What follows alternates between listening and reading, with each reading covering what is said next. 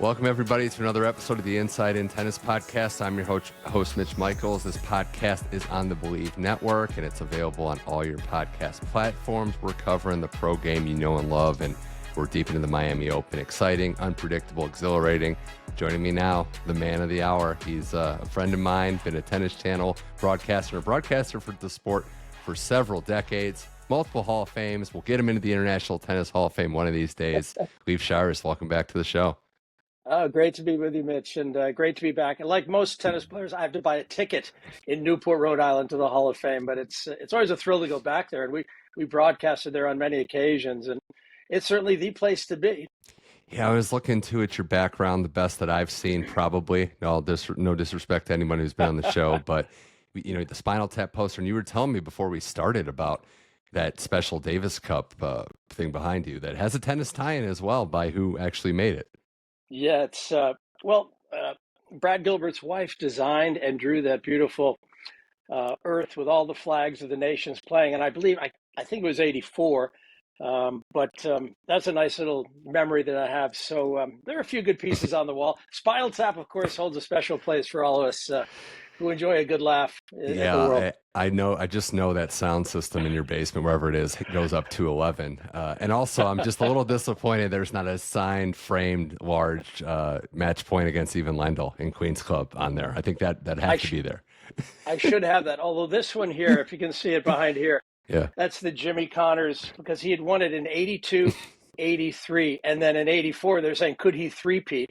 And of course, that was the year that I beat Lendl in the first round and Johnny Mack won the title. Mm-hmm. Yeah, Mac wouldn't have done it without your assist. I think that's a proven record. So I digress, though. We're into the tennis season, and it's funny, too, because there's a lot to dissect every week as the tour moves on, Leif. And I do feel like there's some of it is, Monday. It's predictable in a lot of ways. You have the top players that win. You have a lot of, the same storylines to talk about. But this Miami Open, and we were talking before, but with all the upsets, with all the intrigue, with, a new era in full effect, it's been a few years now since we've seen Rafa retired.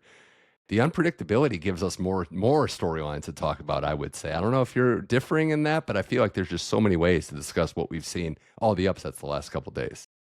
Yeah, I think it allows for a huge introduction to some new players who are emerging. I mean, the fact that we lost 11 men's seeds and 11 women's seed in the first round, which will be the first match that the seed players play. I mean, that says a lot about not only how the level has shifted a bit, but also how deep the game has grown in both the women's and the men's tours.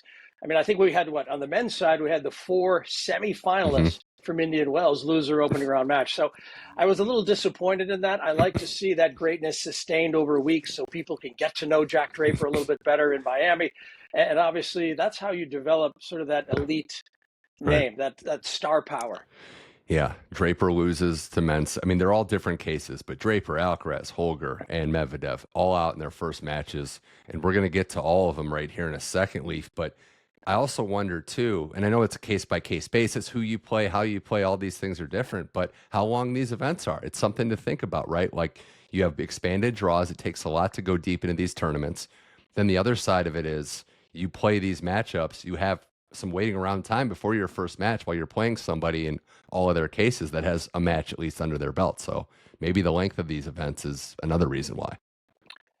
I think that's a distinct possibility. I tend to think they're just a little bit too long. I really feel there's a lot of time between these matches. I mean, as a player, I tended to like playing back-to-back days so you could build momentum, build that winning tradition and habit in your game.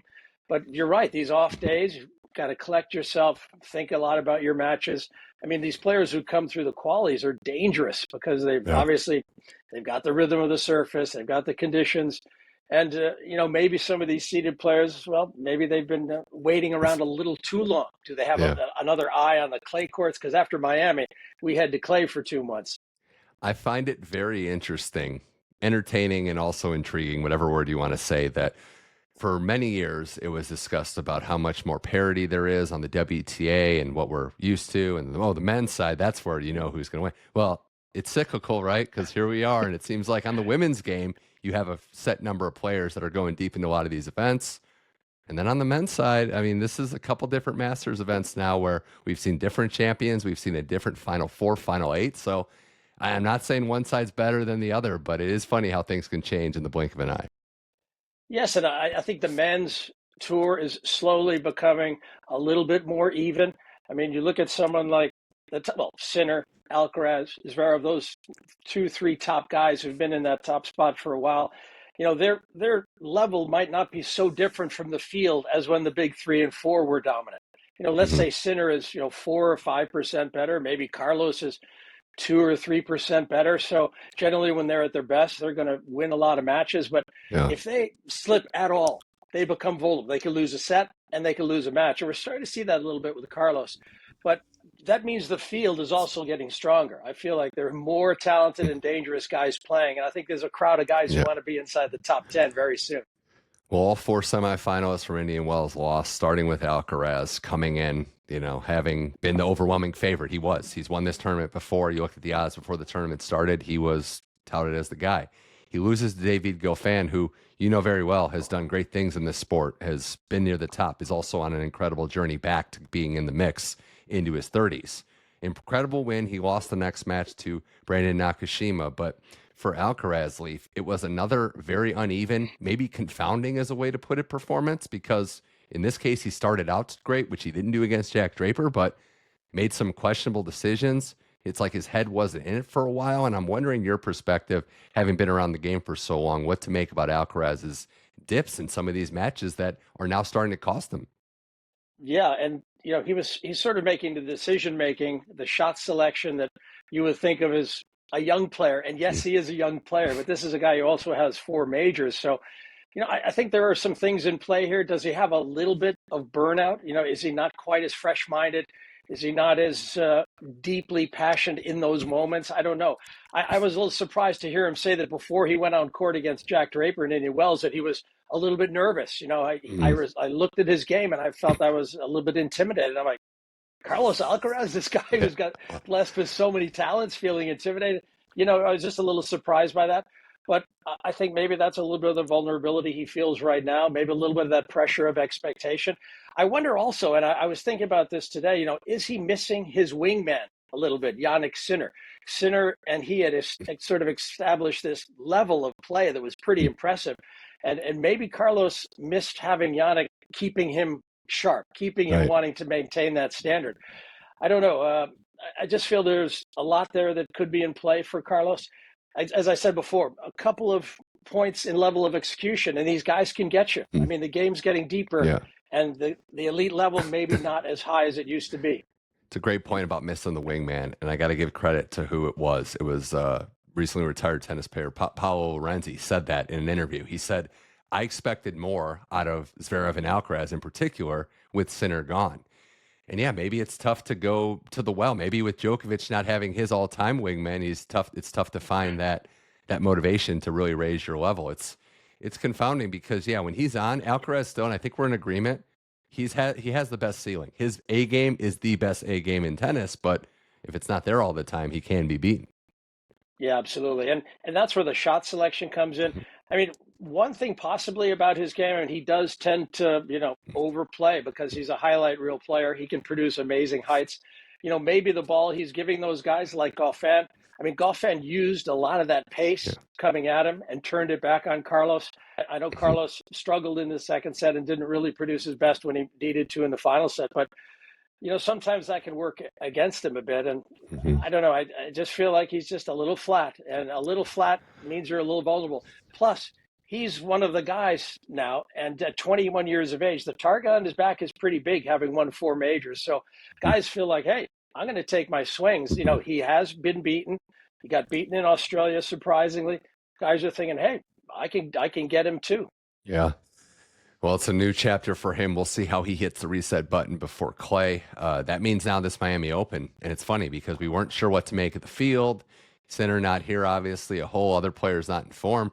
That puts who else but Novak Djokovic is in the driver's seat now. He's viewed as the favorite. He hasn't really been tested, Leif, yet. I mean, the draw's been so far so good for him. It's going to step up. Musetti's coming up next as we record this. But I guess my question is, at his age, given this field, this tournament, also the long-term goals, what are you looking to see from him as this Miami Open continues? Obviously, he wants that 100th title, and he just set the record for most Masters wins at 411. But what are you looking to see from his game that tells you he's on the right track to where he wants to be?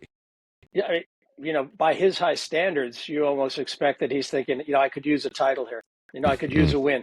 And a deep run helps, but I think he should beat Musetti. He's got a good head-to-head on him. I think it's 7-1, and he's got a decent position in the draw. I think Sebastian Korda had a match point on him maybe the last time they met. Yeah. So there are some stumbles perhaps, but I mean, I think it's a favorable draw for him. His section, I think he could get through that. So I'm sure in his mind and with his team, and I'm sure Andy Murray is thinking the same way. Hey, this is a title we could use and one that maybe we should win in some ways, unless, it comes down to the finals, but we'll see how it goes. I feel like he's got a great shot. Yeah, it's so interesting to hear you say that, but I agree. Like even the best, even the all-time best need matches, need wins, need confidence. Like you wouldn't. Another thing we kind of take for granted. Oh, he'll just figure it out. Oh, he'll snap into it. But no, you're saying like as a tennis player, you need wins, you need just reps, and you need to know what winning feels like. Yeah, it was one of Novak's great rivals, Rafael Nadal. He said, you can build up confidence on the practice court, but true confidence, when you're winning matches, that is real confidence. And some players can fake that, but he felt deep down there's nothing better than winning matches for building true confidence. And I think Novak could use a dose of that right now. Well, we know Musetti. He's beaten Djokovic before. They played a good match at the Olympics that Djokovic has won. They've battled in the past. I was just bringing him up to think he might be the leader in the clubhouse so far at hot shots. Like it's every match, right? It's just one of the craziest shots you've ever seen. It's like his addiction in a lot of ways. Yeah, he's an Italian stylist, man. He does things right. I mean, he's like a Ferrari or I don't know, some maybe Boss designed clothes, or is that German? Sorry, I got to come up with an Italian clothier. But I mean, I think he plays with great flash. And when he gets it going, well, he's as good as anyone when it comes to the highlight reel stuff. As good as Carlos Alcaraz, I'd say. Plus, he's got that one-handed backhand just to add a little bit of flourish that maybe some other players don't have. I mean, how tough is it for one-handers in this era to get through? I mean, it just seems like guys with two-handed backhands just take advantage of one-handers. So I'm so impressed with what he's doing. Yeah. Musetti to play at such a high level and have the success he's having, because he is one of the rare breeds of one-hander out there. Yeah, Boss is German, but Berrettini, that's confusion too. I had to think too, right? Like, they got the guy that everybody wants. All right, so the other player, Taylor Fritz is on the Boss too, right? He is on the Boss too. Yeah. He's the only one I've ever seen. I don't think you can get the Hugo Boss Chipotle shirt. I think that's custom made. No. I don't think that's a collab. Two different sponsorships there, but I think it's safe to say, right, like the worst loss of all these guys going out early and just where he's at is Daniil Medvedev, because that was a very flat performance, and it's not the first of the year for him, unfortunately. He goes out to Munar, straight sets, doesn't really have it. Serve has been woeful in a lot of ways, but just doesn't look like he's having fun out there. And I know it's deeper and you can break down what's actually happening, but he's not enjoying playing tennis at the moment, it would appear. Yeah, I mean, listen, we're also impressed with the achievements he already has. I mean, I still feel there's a lot of tennis ahead of him. But you're right, he looks a little bit flat. It looks like guys are getting some ideas in their head about how to work this guy. And I mean, admittedly, Munar, who on paper might look like a good draw. I mean, Munar has actually played pretty well this year. He played well in Dallas on hard courts, which is not his surface. So to see him playing well on a hard court, I mean, I was impressed with the Spaniard. So I would say it was a bad loss for Medvedev. I'm not sure he digs going to Europe to play 2 months in clay, because I know he doesn't have a love affair with clay like he does with hard courts. But I think he's going to be left shaking his head about how this first half of the season, or the first few months of this season, have gone for him, and maybe just need to reboot a little bit. That's a huge difference, right? It's like where you're going. Alcaraz is going home. He's going to where he shines, clay and then Wimbledon. And Medvedev is not going to where he's historically had his results. So, but he actually plays well on clay, but he doesn't have that same level of confidence that he does on a hard court. But and it's hard work. I mean, winning on clay, that's a tough task at any level, but particularly at this ATP level in this era. It's tough duty out there. And we were talking about Draper at the beginning of this, winning Indian Wells and not, backing it up in Miami. But I actually think of all the losses, like losing to Mensik, who I think is going to be one of the guys if he's not on his way. It was a hard-fought match. Draper was solid. Mensik just outperformed him in the big moments. And, even falling behind early. We saw what happened against Holger in the final at Indian Wells. Draper up early, runaway freight train. Draper was up early against Mensik, but he turned it around, and it was, the Czech man that won in straight. So I think this was more about Mensik than Draper. Yeah. Listen, Mensik could do the kinds of things that Draper is doing. I mean, that's the kind of weapons he possesses. He's tall, very confident, shot maker, plays with a lot of power. So if he gets his game right at the right times, he's dangerous. So I understand the win for sure. I mean, I just felt like Draper, despite the matchup on the day, and that he would find a way. But I mean, listen, Draper has some limitations. He's not the smoothest mover in the world. His play around the midcourt and in the net isn't perfect yet. I mean, but his weapons are so big, and his confidence is so great in himself that he can produce victories. So, hey, listen, anytime you walk away with a loss, you're going to look at your game, think about where you are. That was a tough one, I felt, though, after being on such a big stage and having such great success, right? Yeah, it was Mensik, and I heard Nick Monroe say this on Second Serve the other day, but he's a big, they're big analytic guys. Like, he's big data driven, and he uses the same company, I can't think of it, that Djokovic uses. So that's that style approach. And, we were talking ceiling, and there's so many young guys, and, we'll see in the next 5 years who separates themselves and who doesn't. But we're all going to do the thing, right, where it's, what's the ceiling? Is it Thomas Berdych? Because that's like the Czech guy. And I don't know if that's fair to either of them, because Berdych accomplished great things, made a major final, but I don't know. I don't know what Mensik's ceiling is. Burdick's a good measuring stick, but maybe he can go further. Well, I think, Berdych, like so many players in the Big Three era, he was bumping up against the greatest players that have really ever been produced in our sport. So I feel like he got a little bit shortchanged. He's one of that group, along with Tsonga and some of these guys who never got a sniff of raising a trophy, although the one Grand Slam final was good. But and he got the occasional scalp of the top three. But to have the big breakthroughs, that's why I think Mensik has a real shot. Because imagine what the tour is going to be like on the men's side in a few years when Novak is gone. I mean, I think there are going to be more opportunities to maybe raise these big trophies, a little bit like the WTA. Now, having said that, the WTA, they have 18 active Grand Slam champions, including Venus Williams. She's on that list. But on the men's side, six active Grand Slam champions. So that's a really difficult task. I mean, the 3 out of 5 sets, the end of the Big Three era, and now an emerging couple of stars in Sinner and Alcaraz who seem to be vacuuming up all the attention. So this is a really fascinating time in men's tennis. Who's going to be the next guy to break through? I mean, Taylor's been close. Rune's close. Ruud's been close. It's a really fun time to be watching this. So would you say like Berdych and Tsonga, those guys were like the Dale Howard-Chucks going up against the Winnipeg Jets, going up against the Edmonton all those years? I think you're right. I mean, it's just the way it is. I mean, Islanders were in there for a long time, and then the Oilers said, no, we're going to take over now. And I'm sure there were plenty of teams. I think Calgary was in there too. Yeah, another one. Another example, just so close. Yeah, sometimes you can be great, but if there's just somebody better, it's also just you might be born in the wrong time. I'm not getting hot, but I did want to just show you my allegiance today because I thought I'd wear that because I know the Columbus Blue Jackets are not having a great run, so maybe you can follow the Maple Leafs. Maybe, maybe. It wasn't my train, but no, I do. That's also the second best shirt that we've seen on this show. Ted Robinson wore a Charleston Chiefs shirt, so you can't beat that. Did he? Who are the Hansons, so. Nod to Teddy. Nod to Teddy. Yeah, I think being born at the wrong time and the generational thing matters too. But it's fun to monitor this stuff. Holger being the last one I wanted to get to in that bunch because we saw him make that run to the semis. Opelka's a tough draw in general, and I think his story is actually pretty cool because he was, by his own admission, pretty close to being at the end of the road with tennis and all the injuries he had, but. You don't want to go into a tiebreaker with him. I think we learned that again, and Holger learned that the hard way. He did. I mean, I was impressed, and that's the way it is with Riley. He's so honest about all the thing, how he plays, and what it comes down to. So you have to appreciate his honesty. He definitely thinks outside the box, and I think that's gotten into some trouble sometimes because he does have opinions that are strong and don't work in all the players' favor. But he's a big asset on the tour. Good to have him. So we got more with Leif Shiras here on the Inside In Tennis podcast, talking all things Miami Open. A lot to break down. Still some more thoughts on the men's side I wanted to get to. And got to give him his flowers because it was another moment. Gael Monfils, that match against Munar yesterday, had to circle it because, again, same thing, right? Munar's serving for the match. Monfils finds a way. The crowd gets behind him. Talk about being born in the wrong time.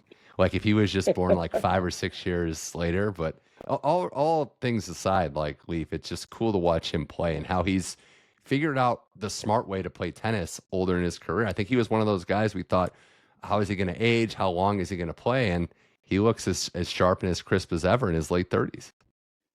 Yeah, I mean, I think he's still playing the kind of tennis he wants to play. I mean, he likes to get involved in these long rallies. I'm always surprised that he doesn't want to find a way to end these points sooner.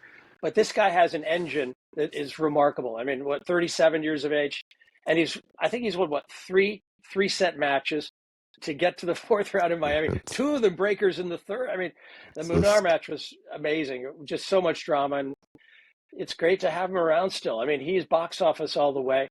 I'm just so amazed that he can still put on the miles that he continues to put on. I don't know how he does it. It's like 37. I mean, I was so far in the bag, but I don't know how these guys do it. Have you seen a better athlete on the tennis court in your era, in your run? I would say Bjorn Borg was probably the greatest athlete I ever saw. And I mean, Monfils has to be right in their group. What was it about Borg?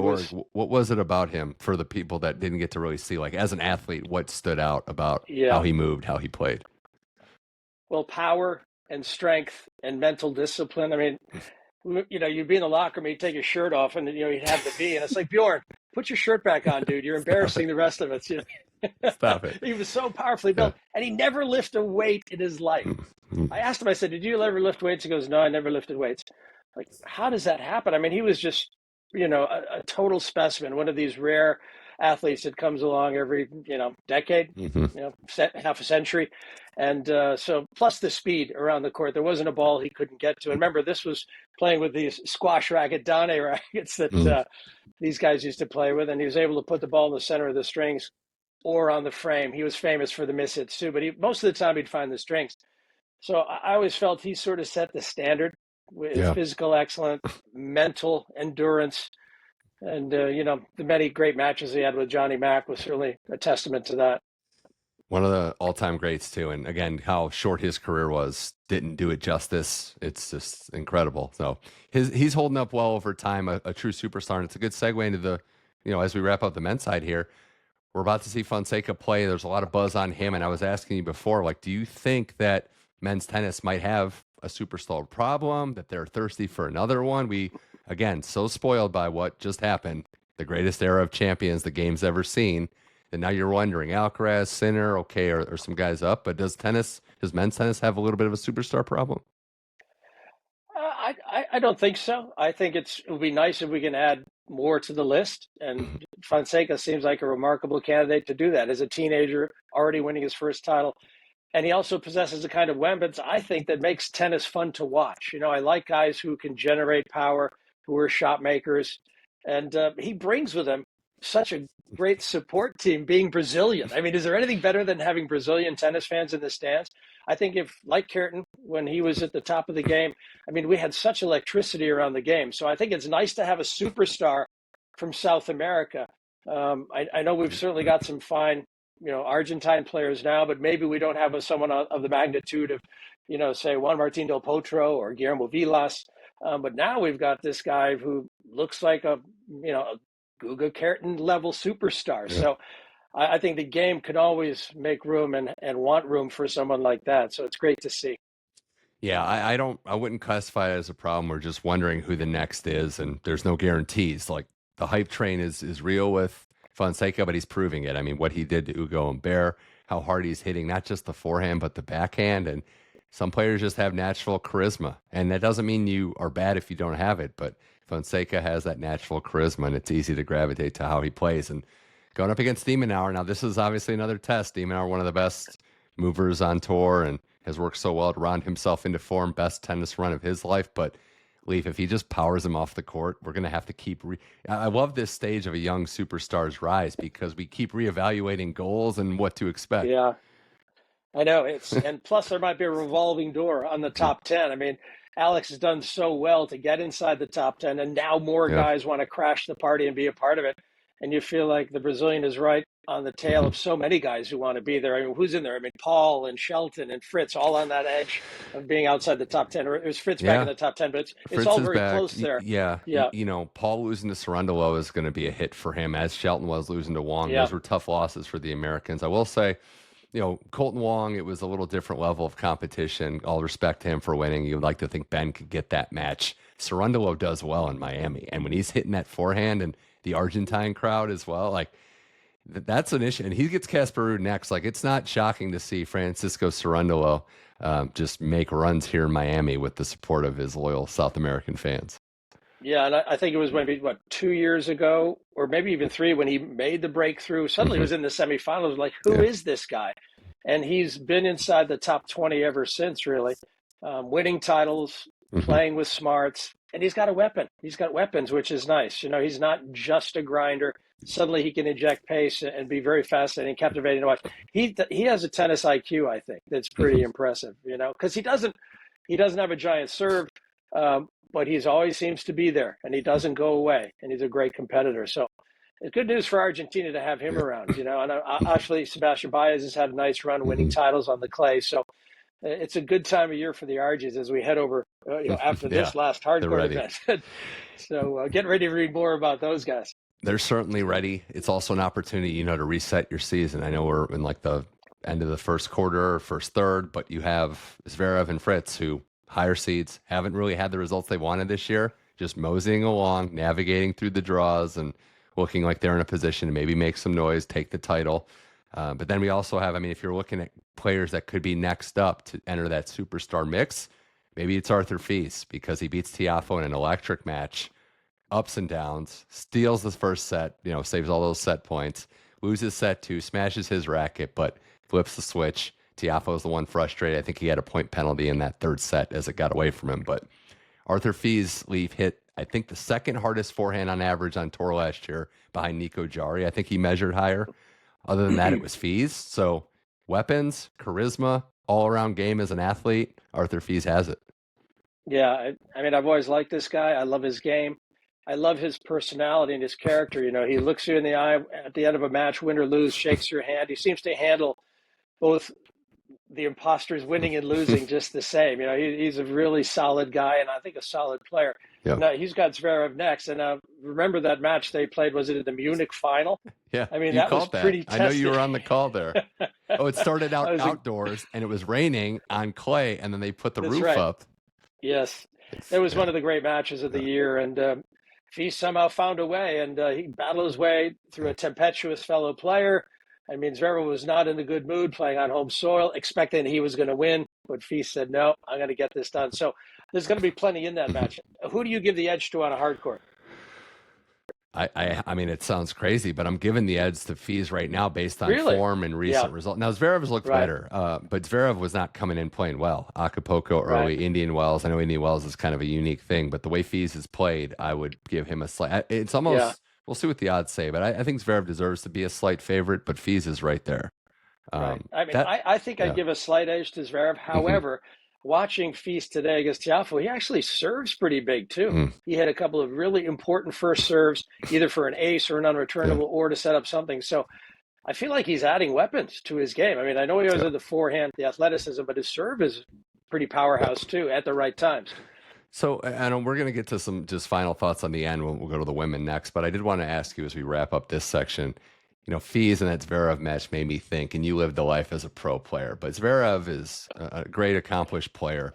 In that match, there was something that happens a lot in tennis, right? Where the better veteran player was trying to intimidate the other player, and Fils stood his ground and didn't work. And just walk me through how that worked on tour, your life on tour. Like, you're a young player coming up, you're playing somebody that's been number one in the world, been number two, whatever it is. Like, they're trying to just kind of alpha you and intimidate you off the court, and what that experience is like. It's tough to deal with. There's so much electricity, there's so much emotion and passion going on a tennis court. So anytime you hear a guy going vamos or going come on after you've made a mistake or they've made a good play on a big point, that stuff can fire you up. And there's a lot out there. Almost all the players now are willing to make noises, grunt, express themselves when things are going their way, and when you make a mistake. That's tough to deal with. That's like, a guy skating and taking care of the goalie in hockey. That's an instigator penalty, isn't it? Yeah. But, so I feel like the emotions can ride pretty high. We saw that with Zverev and Fils in Germany, and it makes for great entertainment. And I actually like to see that when it gets I love intense. it. It reminds me of the McEnroe, Lendl, Connors, Geralaitis, Vilas era, that mix of fairly Yeah. intense personalities who didn't really love each other at the top of the game, No. which made it very interesting. Now Yeah. everyone's so darn friendly with each Hmm. other. And, I do like to see some of these moments where there's genuine, not animosity, but let's say intensity out there. Couldn't agree more. It's that old Connors young macro Wimbledon match when they're walking by and Connors just says, "Keep your mouth shut out here," and that's great. And look, you're playing for stakes, you're playing for money, you're playing for rankings, you're playing for titles, all this stuff. So I want it to be heated as well, and I think that's And where it's one thing because you mentioned Jimmy Connors, and yeah. back in that era, to make the big money, you really almost had to be at the top of the game. For Jimmy Connors, being number one meant important. It was very important to him, obviously, because he wanted to be the best, but also you want to make top dollar. You want to be able to get the kind of money you deserve, whether it's appearance fees, prize Yeah. money.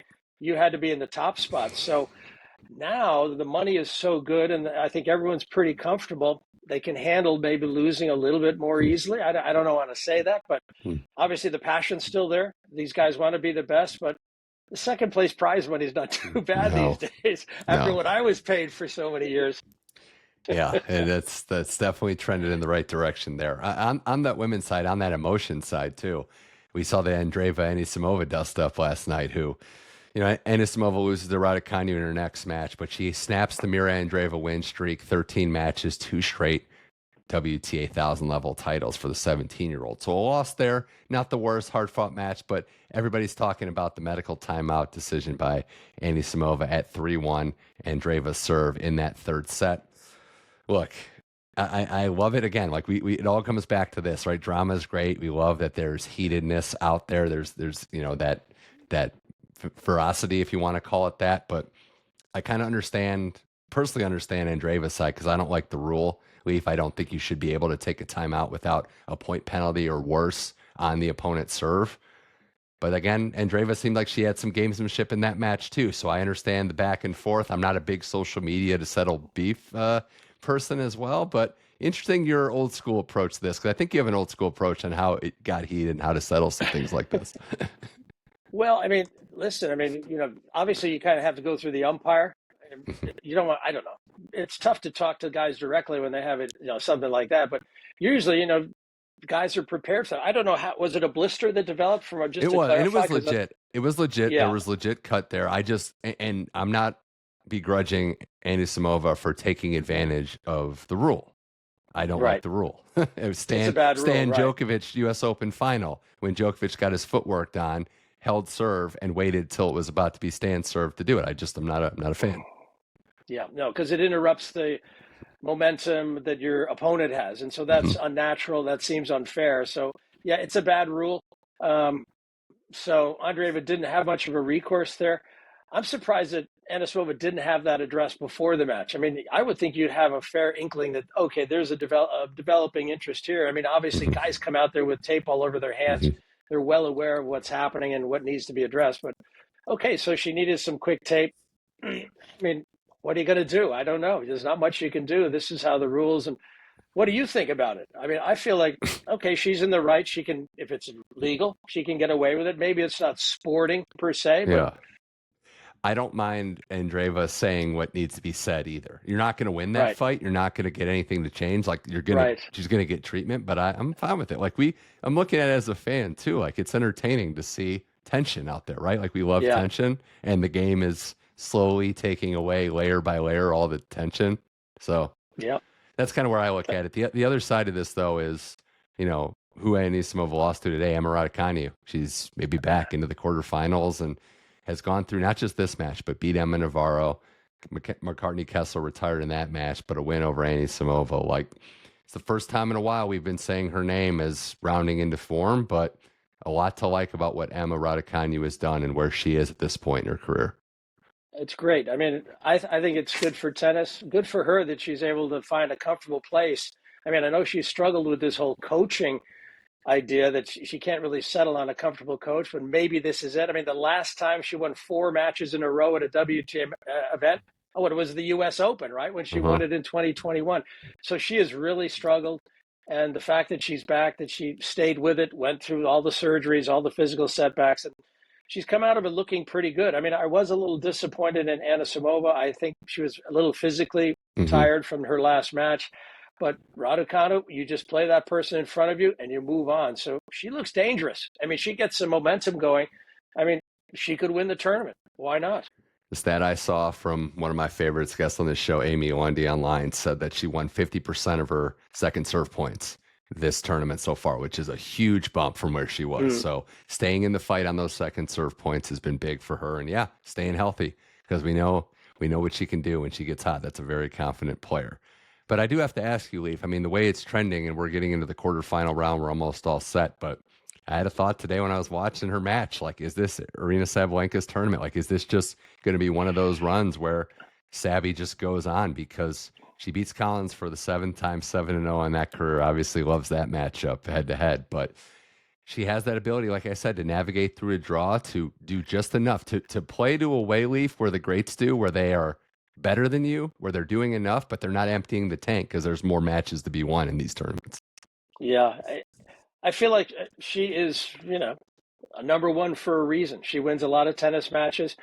She's physically dominating. She plays at a high level most of her matches. She'll have a few moments where she struggles, but she's gotten very good at solving problems and mostly, dealing with her psyche, dealing with her concentration, dealing with her ability to maybe deal with adversity a little bit better than she has in the past. So, I mean, the draw looks good for her. I mean, she's at the top of the draw for a very good reason. So I would expect her to win the title. But I think Rybakina is a player that she beat here in the finals. Am I right in that?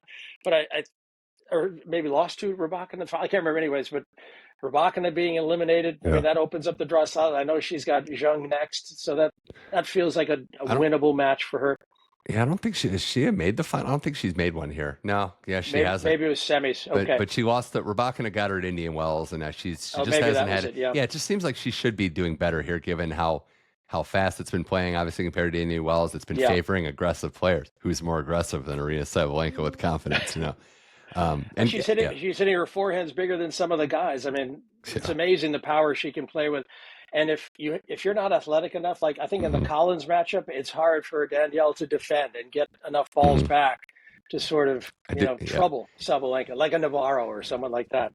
Yeah, it's a tough one for DC, but again, this story was great. She, I guess, happened upon leaving the facility a couple of days ago. I don't know if you heard this, but a dog that was in distress, I think might have been hit by a car or something, so they rescued it, and it's going to be okay, and she adopted it and named it Crash, so...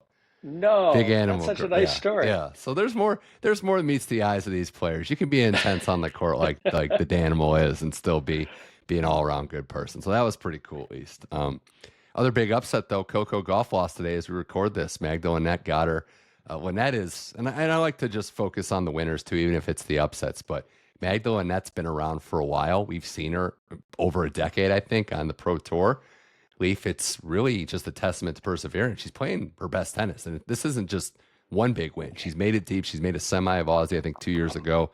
Lynette's been a perseverer, a fighter, and beating Coco Gauff and doing it thoroughly today in Miami.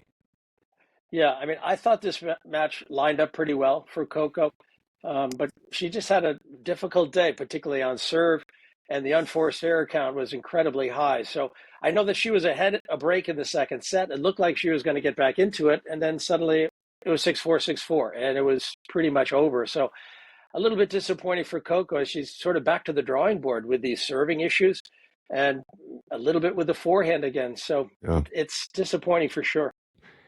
3 months, right? We've got a third or between a third and a fourth of the season's gone. If you look at the results, this is a player that wants to be number one in the world, that thinks she's as good as anyone. It's AO quarterfinal, lost to Badosa, no shame in that, but still a player you're ranked ahead of. It's 2 first-round exits in the Middle East, and it's 2 fourth-round exits at the Sunshine Double. So that's not going to cut it for those goals that she has. Yeah, I mean, if you're a top 10 player, I mean, to defend those points and to stay in that neighborhood, boy, you've got to, earn match wins. You got to figure how to get through this. You got to be the chief executive problem solver. And she's creating more problems with her play than she is solving them. So it's a tough time for her. And the expectation, I think, is always on her back. She feels like she should be there. and she feels she should probably win these matches. But as a result of that, maybe she's struggling to find her best tennis. It's tough out there. The women's tour is leveling off as well. There's a lot of players out there who wouldn't mind being inside the top 10, and Lynette has experience and growing confidence of late. Yeah, and for Coco, we'll see. I mean, she plays well on clay. It's been tough because she's been chasing Iga, who, has looked good so far in Miami. It didn't end well at Indian Wells because Andreeva, and she's very open about, how she's feeling, what's going on. Wasn't proud of what she did. Also thought the reaction was a bit overblown, which I could agree with as well.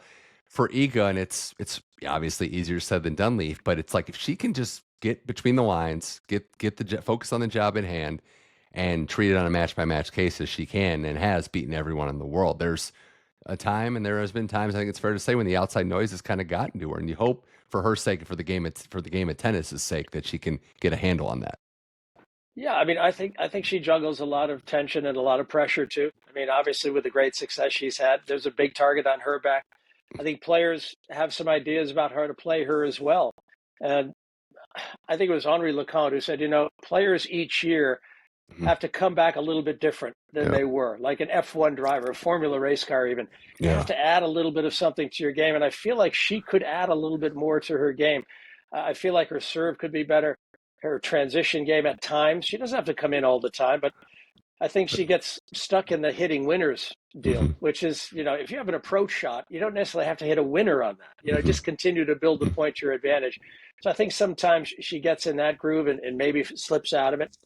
And plus, some of these taller, strong players, they get an idea of how to hit through that. They don't mind that high bouncing ball she produces. Sabalenka and all these tall players who play well. Towson is a growing danger, as is Aryna Sabalenka. Yeah. Two things. One being they are attacking her serve. You've seen that. Like players are attacking it when they get a chance. The other, it's like the Elena Ostapenko blueprint. So they're just, you got to learn with Iga, right? Like you have to learn how to hit her high ball and her spins on it. And Ostapenko has been the one that's figured it out, just how she plays. Yeah. So, there's still so much to like about Iga. Consistency wise, outside of Sabalenka, there hasn't been anyone close to her. It's been those two have been just so much more consistent than anyone. As noted, I think Andreeva had 2 1,000s. Like that's more than Coco and Raducanu because Sabalenka and Iga have just been winning most of the thousands. So right. Their level of consistency is remarkable. But there's also new stars and new players being made, and it's a good time to talk about Alexandra Eala because this is just an incredible story. It makes you feel good about the game of tennis when a player who is the only professional from her country with a ranking, and because you've been on there, they rank a lot of players. But if you go to WTA and you look Philippines, she's the only one on there. She's into the quarterfinal now. Paula Badosa withdrew. As you're listening to this, you already knew. But even before that, Leif, she beats Ostapenko. She beats Madison Keys, 2 Grand Slam winners, and all the raw emotion, the wild card side of things. It's just remarkable to see Eala have her moment, and really another example of how this is the ultimate global game. It really is. And that is pretty remarkable, right? Because how many times you look at a player's ranking and say, okay, where do the rest of those players from that country line up? And there's nobody with their name. Obviously, she developed her game at the Rafael Nadal Academy, right? So, I mean, that was such a huge, sort of imprimatur to have. And I think that's given her a layer of confidence. I mean, playing with a wild card in Miami, taking full advantage of this opportunity. I mean, this is really an exciting time for her, no doubt. Yeah, I wonder too, do tournament directors and do they like James Blake and the group, are they like, when you see a wild card do well, it's like fist pump, like you're not rooting for players, but you're like, we picked that one right. Yeah, exactly. No, there's something to that. You see a lot of wild cards in there and you're not sure maybe, exactly why they're there. Or, do they have the capability of doing well, or is it really just a chance for them to get a taste of the big time? But in this case, you feel like maybe she was ready for the big time, right? That was impressive. Special stuff. That picture of her with Rafa and Iga at her graduation in 2023 from the Rafa Academy, and now just doing big things. It's special. So we'll see where the tennis goes for the Philippines. And, you saw all these players in different countries making some things happen. So exciting stuff as we wind things down with Leif Shiras here on the Inside in Tennis podcast. Can I say one thing? Yeah. I should have sent my boys to the Rafael Nadal Academy. I sent them to the Casal Sanchez Academy in Barcelona. But I guess Rafa's academy like wasn't around. Yeah, Giselle Sanchez. Everything He's like he the touches Rafa. turns to gold. Yeah, he's the Rafa of Barcelona academies, I think. Yeah. Well, other players that we've seen that are, kind of doing well. And Jessie Pegula is one I think is, again, flying under the radar a little bit. Thoroughly took down. I mean, it was pretty one-sided, Marta Kostyuk today, and she's just been doing her thing, getting through the draw, plays well here. And another player, Leaf, that when you watch her play, it's one thing to, see quick highlights and really, maybe not even see in person, but she causes a lot of problems. There's players that put opponents on their heels, and I would put Pegula at the top of that list for just the amount of duress you're under when you play her. Yeah, and she's just such a tough player to beat. And she's doing a better and better job on her serve. I mean, her serve was a little bit vulnerable, particularly the second, but she's tried to get a higher serve percentage in. So she's doing all the right things. Obviously, good coaching team around her with Mark Knowles, obviously, who knows the game so well. And I just feel like she is very tough to beat. And I feel like there's a grand slam in there in her game and the way she produces every day. And the fact that she got to the U.S. Open final, that's just evidence that she's very, very close to playing at the ultimate level. I think that this is a huge tournament for her confidence, and I think this is, playing on home soil. And yeah, Knowlesy, Pecci working with Raducanu. If you're a WTA coach, just come on this show and you'll just blow it up. So that'll be good. Yeah, I mean, the way I'm handicapping it now, Sabalenka gets Qinwen Zhang, who's a tough player, and I think could be, an interesting matchup. But those two have to be. Sabalenka deserves to be the favorite, but you're looking at maybe an Iga and Pegula showdown in the semis. I mean, that could be something. Yeah, I think so. I feel like Iga's going to beat Svitolina. I mean, as much as I admire what Svitolina's done, I'm not sure she has the firepower and enough endurance to stay in these heavy rallies. But we'll see. She's Svitolina, had a couple of good wins to get where she is. Who did she beat? Oh, she beat Muhova. That's right. So that was a good win and a surprising one for Svitolina. But yeah, I would say Sabalenka and maybe Iga for the title. Is that a possibility? What do you think? I kind of like Pegula in that matchup here, but I'm with you. I think it's Aryna's tournament. But yeah, wow, there's still so many interesting ones. Also, I mean, Jasmine Paolini, I don't want to just gloss over what she did today, beating Naomi Osaka. I think 15 break points saved around that ballpark. She was under duress. Naomi was frustrated, and you've been there. You've been on both sides, right? Where a player's kind of controlling the action, feels like they should be breaking through, doesn't. And Naomi is not the frustrated type, but she was very upset at herself for not coming through. But I think that is who Jasmine Paolini is, the ultimate fighter. Yeah, and I mean, Paolini's only 5'4", so her second serve can be a real liability. And Osaka, she's going to get first strike on the return of serve. It's a great game plan, right? And she does it so well.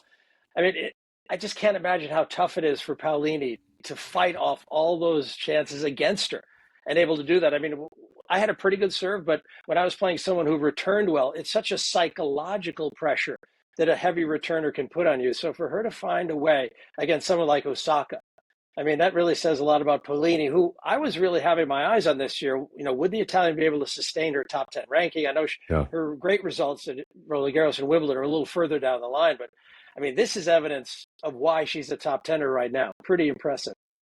There was a moment where she got interviewed after, and I'm glad the interviewer asked the question. I think it was Blair Henley, but I'll have to double check. But it was a moment in the third set, in the end of that match, the second set rather, where she was smiling. Like Naomi hit a winner. It was a long game, and Jasmine's like smiling, and they're like, "Wow, you were staying positive out there. You're looking good." And Paolini goes, "Yeah, sometimes she was just playing too good. I had to smile."